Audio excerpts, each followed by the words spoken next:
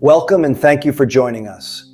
Many organizations successfully grow from startup to established business through the vision, expertise, and relentless commitment of their founders. Those early years often depend on speed, determination, and direct founder involvement in virtually every important decision.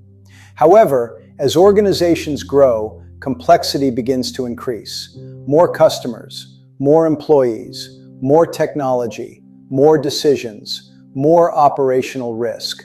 The leadership model that creates success during the early stages of growth is often not the same model required to sustain growth at scale. Today, we will explore how organizations can scale beyond founder-led growth and build leadership systems, operating structures, and organizational capabilities that support long-term success. Growth is often viewed as a sign of success, and it is, but growth also introduces complexity.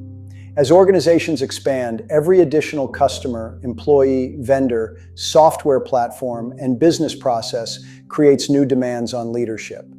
Revenue may continue increasing, but complexity frequently grows faster.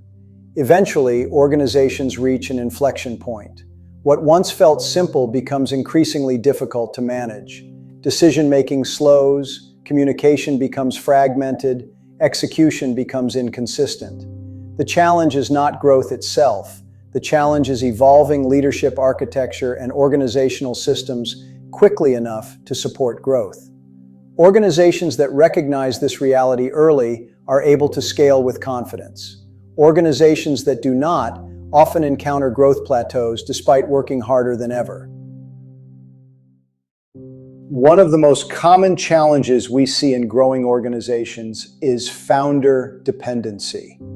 The founder remains at the center of virtually every important decision: approvals, hiring, technology investments, strategic priorities, vendor relationships, customer escalations.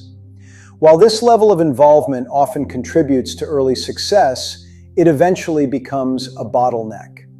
Every organization has a finite decision-making capacity. When too much of that capacity resides with one individual, growth begins to slow. Teams wait, projects stall, leaders hesitate, execution suffers. The organization becomes constrained not by market opportunity, but by leadership structure.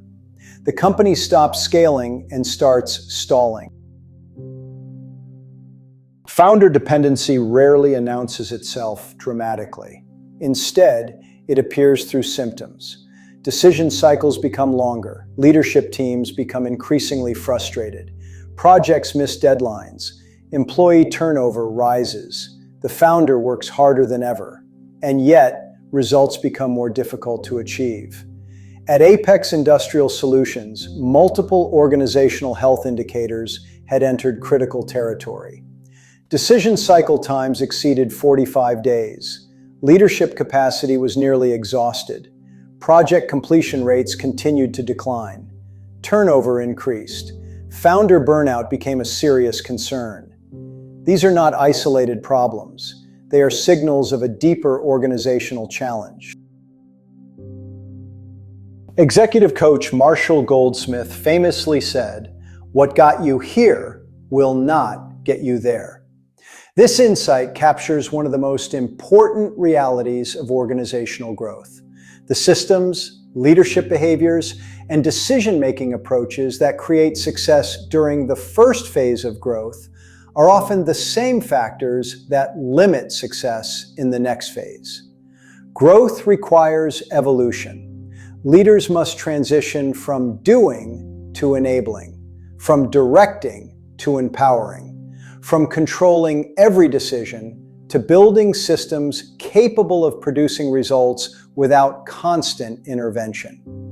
The most successful organizations recognize this transition before it becomes a crisis.